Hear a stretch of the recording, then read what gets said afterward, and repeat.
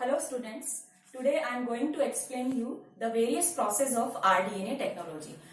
पूरी rDNA technology को हमने यहाँ पर 6 स्टेप्स में डिवाइड किया हुआ है. तो फर्स्ट स्टेप आप देख रहे हैं that is the isolation of genetic material. Second is fragmentation of genetic material by restriction enzyme. Third step is isolation of desired gene by electrophoresis technique, ligation of desired gene into vector and form rDNA, insertion of rDNA into host cell and obtaining the desired gene product. So these 6 steps we have to follow whenever we want to form a rDNA product. या आपको कोई भी एक product तैयार करना है तो उसके लिए आपको ये 6 स्टेप्स को फॉलो करना पड़ेगा. अब ये स्टेप्स जो है वन बाय वन मैं आपको एक्सप्लेन करूंगी, लेकिन इसको समझने के लिए हमें एक एग्जांपल लेना होगा जिससे हम ये बहुत इजी वे में समझ पाएंगे.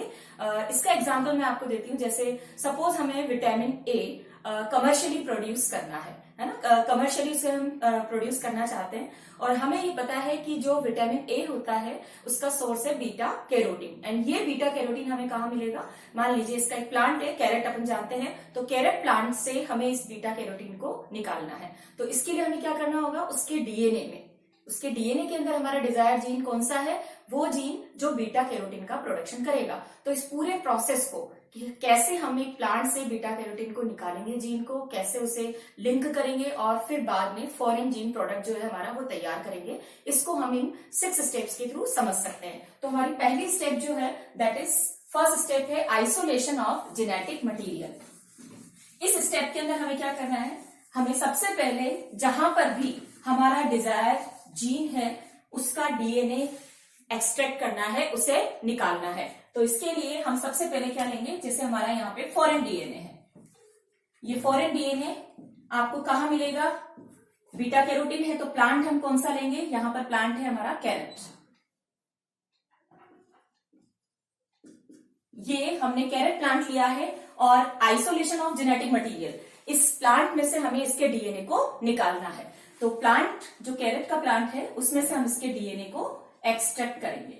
लेकिन इसके डीएनए को निकालने के लिए हमें क्या चीज फॉलो करनी पड़ेगी? तो मैंने पहले भी आपको बताया था कि डीएनए किसके अंदर है? सेल के अंदर. अब वो सेल कौन सी है? यहाँ पर हमारी सेल प्लांट सेल है, तो प्लांट सेल की जो सेल वॉल और सेल मेम्ब्रेन है उसे डैमेज करना है, उसे हटाना है, तब जाके आप उस डीएनए को वहां से एक्सट्रैक्ट करेंगे. तो इसके लिए आपको कई एंजाइम्स की रिक्वायरमेंट होगी. एंजाइम्स के अलावा मैक्रोमोलिक्यूल्स भी होते हैं जैसे कि प्रोटीन है, आरएनए है, ये भी डीएनए के साथ में होते हैं, तो प्योरिफिकेशन नहीं हो पाता, तो इनको भी हमें सेपरेट करना होगा. तो इन एंजाइम्स में हम क्योंकि यहाँ पर हमारे पास प्लांट सेल है तो प्लांट सेल के लिए हमें सेलुलेज प्लस प्रोटीएज, पैक्टिनेज,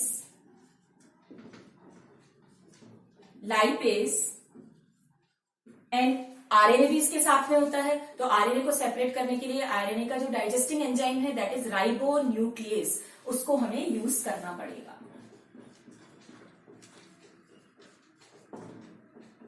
ये क्या करेंगे? डाइजेस्ट कर देंगे cell wall and cell membrane को, और आपको क्या मिलेगा? आपका फॉरेन डीएनए या डिजायर डीएनए जो हमें चाहिए. लेकिन यहां पर आपको एक चीज और ध्यान रखनी है कि ये जो डीएनए है इसको प्रेसिपिटेट की फॉर्म में हमें लेना है, यानी इसे प्रेसिपिटेट की फॉर्म में हमें सेपरेट करना है. तो एट लास्ट जैसे ही डीएनए आप निकालेंगे इसके लिए हमें एक प्रोसेस और फॉलो करना होता है जिसे हम बोलते हैं स्पूलिंग. स्पूलिंग टेक्निक के अंदर हम इस डीएनए को जो हमने इस सेल से निकाला है इसके अंदर चिल्ड इथाइल अल्कोहल डालते हैं, जिसकी वजह से नीचे सस्पेंशन के तौर पर आपको क्या मिलेगा? ये डीएनए थ्रेड की फॉर्म में मिलेगा, और इस टेक्निक को हम बोलते हैं स्पूलिंग. तो ये भी आपको इसमें ध्यान रखनी है. तो इसी स्टेप के अंदर जो फर्स्ट स्टेप है हमारी आइसोलेशन ऑफ जेनेटिक मटेरियल, इसी के अंदर आपको एट लास्ट प्योरिफिकेशन डीएनए का करना है. तो प्योरिफिकेशन के लिए आप क्या यूज करेंगे? Chilled ethyl alcohol,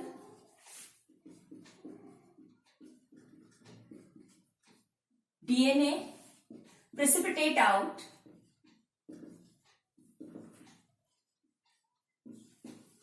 in the form of thread.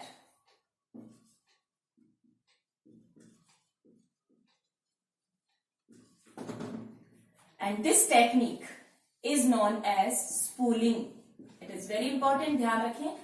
इस टेक्निक को हम बोलते हैं स्पूलिंग, और आपको आपका डीएनए मिल जाएगा। तो फर्स्ट स्टेप हमारी क्या कह रही है कि हमें जो भी हमारा डिजायर डीएनए है उसको पहले सेपरेट करना है, जिसमें यहां पर हमारा जो जीन है बीटा कैरोटीन वो इस डीएनए के अंदर होगा। अब सेकंड स्टेप, जो डीएनए आपको मिला है वो डीएनए बहुत लॉन्ग थ्रेड की फॉर्म में होते हैं, तो उसे हमें कटिंग करनी है। तो हमारी सेकंड स्टेप क्या है? Cutting of DNA.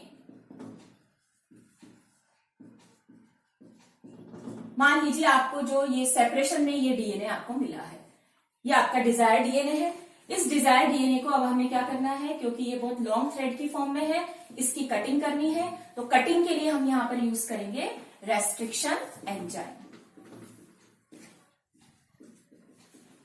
ये रेस्ट्रिक्शन एंजाइम इस पूरे डीएनए को छोटे छोटे फ्रेगमेंट्स के अंदर कटिंग कर देगा। स्पेसिफिक साइज से इसकी कटिंग हो जाएगी, लेकिन यहां पर कटिंग जो होती है, कटिंग करने के बाद एक प्रॉब्लम आती है कि कटिंग के बाद जो डीएनए है वो एक दूसरे के ऊपर ओवरलैप हो जाते हैं, सेपरेट नहीं हो पाते। तो ओवरलैपिंग को हटाने के लिए, उन्हें सेपरेट करने के लिए हम तीसरा जो स्टेप है वो फॉलो करेंगे। That is very very important technique, that is known as electrophoresis. तो थर्ड स्टेप जो हमारी आएगी, which is the separation of desire DNA.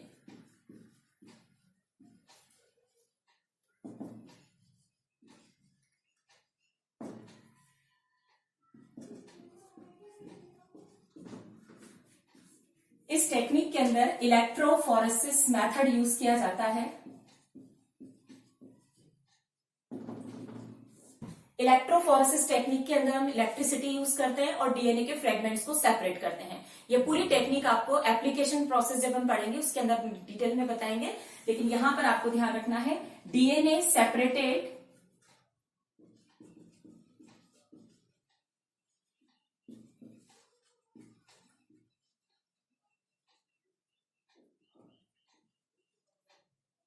on the basis of length and molecular mass। इसके अंदर जो डीएनए के फ्रेगमेंट्स हैं उनको हम सेपरेट करते हैं electrophoresis technique. What is the meaning of electrophoresis? Electrophoresis जो वर्ड है that is electricity plus phoresis, and इसका मीनिंग क्या है? इलेक्ट्रिसिटी मीन्स इलेक्ट्रिसिटी को यूज करके हमें क्या करना है? सेपरेशन करना है। किसका सेपरेशन करना है? डीएनए के फ्रेगमेंट्स का। ये टेक्निक कैसे होती है इसको शॉर्ट में आपको मैं बता देती हूँ। इलेक्ट्रोफोरेसिस की टेक्निक के लिए इलेक्ट्रोफोरेसिस मशीन होती है जिसको हम यूज करते हैं। इस मशीन की में हम दो इलेक्ट्रोड लगाते हैं, एनोड और कैथोड। आप सब जानते हैं कि जो डीएनए है वो नेगेटिव होता है, यानी नेगेटिव है तो वो किसकी तरफ अट्रैक्ट होगा? पॉजिटिव की तरफ। तो हमारा जो डीएनए है जिसमें हमें सेपरेशन करना है उसे हम कौन से इलेक्ट्रोड पे रखेंगे? कैथोड की तरफ। तो सपोज ये वाला पार्ट जो हमारा है cathode and this is the anode. Cathode यानी यहां पर अपन डीएनए को हम रखेंगे और इस मशीन के अंदर जो इलेक्ट्रोफोरेसिस मशीन होती है इसके अंदर हम एक जेल यूज करते हैं जिसे हम कहते हैं अगारोस जेल। इस अगारोस जेल को हम पूरा यहां पे फिल कर देते हैं।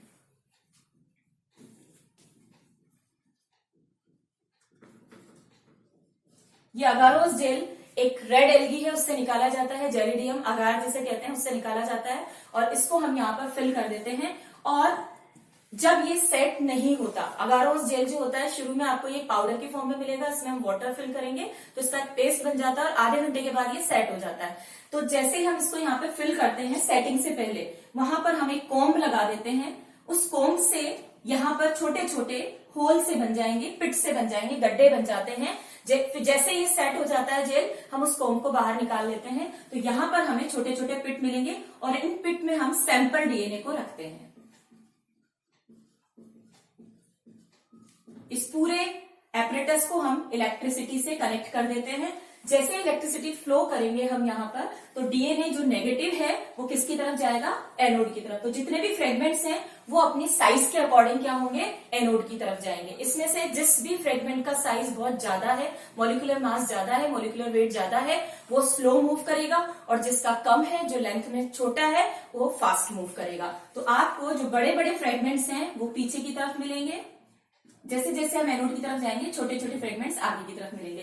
तो जो भी सैंपल में हमारा डीएनए फ्रेगमेंट की फॉर्म में था वो अलग अलग, देखिए आप, अलग अलग सैंपल के अंदर, अलग अलग कटिंग के अंदर डिवाइड हो गया है। अब इस पूरे डीएनए में से हमें सब पूरा चाहिए भी नहीं, हमें इसमें से हमारा डिजायर डीएनए लेना है। तो मान लीजिए आपका ये डिजायर डीएनए है, ये डिजायर जीन है जो कि बीटा कैरोटीन का फॉर्म करेगा, बीटा कैरोटीन बनाएगा। इस जीन को हमें यहाँ से सेपरेट करना है, लेकिन अगारोस जेल के ऊपर अभी ये सब सेट हैं, तो इनको निकालने के लिए इनकी कटिंग करते हैं। अगारोस जेल से जो कटिंग करते हैं, इस प्रोसेस को हम बोलते हैं इल्यूशन। तो एट लास्ट इसमें से हम क्या करेंगे, इनकी कटिंग को निकालेंगे। तो इल्यूशन प्रोसेस इज, इल्यूशन के अंदर cutting of DNA from agarose jail.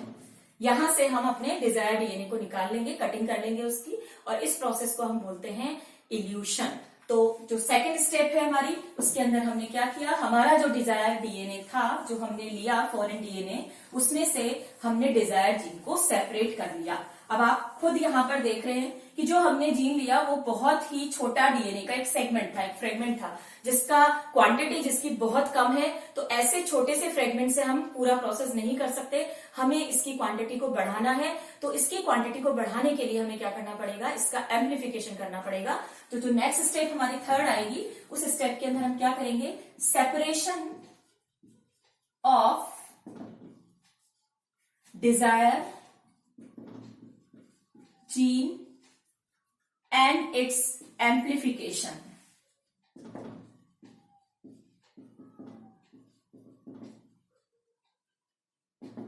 आपको इस छोटे से पार्ट को, छोटे से जीन की बहुत सारी कॉपी तैयार करनी है। तो कॉपी तैयार करने के लिए हमारे पास मेथड है, आपने पहले भी पढ़ा है कि इस छोटे से जीन को हम प्लाज्मिड के अंदर कनेक्ट कर देंगे, ज्वाइन कर देंगे, और प्लाज्मिड की कैपेबिलिटी होती है कि वो ऑटोमेटिकली रेप्लिकेट करेगा। तो हमारे पास यहाँ पर दो मेथड है, नेचुरल तरीके से भी कर सकते हैं इसे, और आर्टिफिशियल तरीके से भी कर सकते हैं। तो फर्स्ट मेथड जो कि हम पढ़ के आए हैं, cloning vector.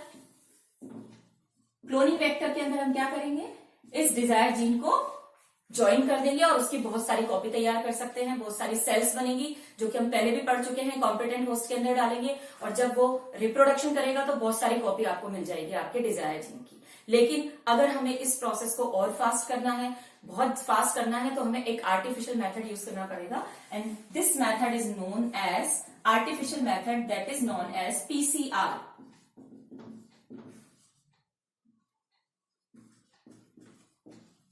PCR means poly chain reaction।